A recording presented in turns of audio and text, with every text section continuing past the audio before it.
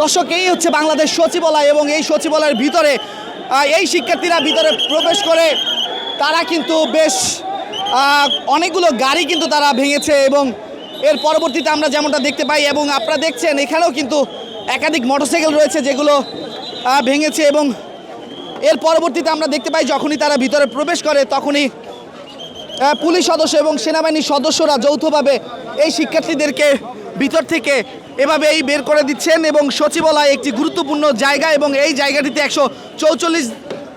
ধারা জারি করা রয়েছে এবং এখানে কোনো ধরনের মিছিল মিটিং সমাবেশ করা সম্পূর্ণ নিষেধ এবং সেই জায়গাটিতে যখন শিক্ষার্থীরা প্রবেশ করে এবং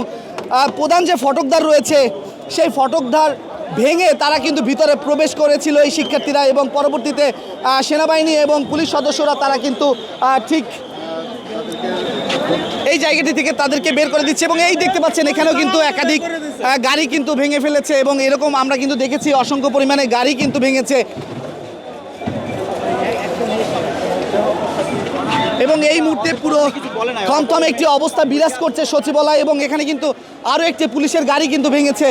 এবং একাধিক গাড়ি কিন্তু সচিবালয়ের মধ্যে থাকা গাড়ি সেগুলো কিন্তু তারা ভেঙেছে। এরপরে কিন্তু আমরা দেখতে পাই যে পুলিশ সদস্যরা তাদেরকে চারদিক থেকে ঘিরে রেখে বাঁশিতে হুইসেল দিয়ে এবং লাঠিচার্জ করে তাদেরকে এই সচিবালয়ের ভিতর থেকে বের করেছে।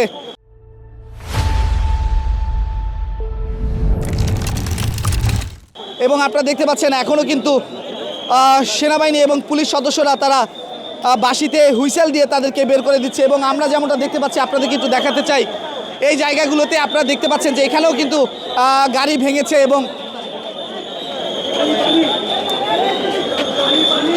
এবং পুলিশ ধাওয়া দিলে আমরা দেখতে পাই অনেকে কিন্তু আহত হয়েছেন এবং তাদেরকে শিক্ষার্থীরা কিন্তু এভাবে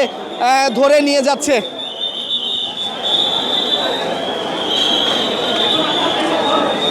তবে আপনাদেরকে একটু বলে রাখতে চাই এখানে শিক্ষার্থীদের মধ্যে নারী শিক্ষার্থীরাও কিন্তু ছিলেন